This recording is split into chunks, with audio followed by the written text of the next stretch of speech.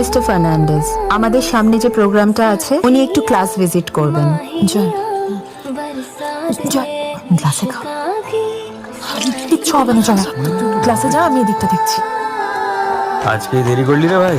সকাল থেকে বসের অনেকটা এরকম হাঁড়ির মতো। কালকে আমরা দুজনে ছুটি নিয়েছিলাম, ব্যাস।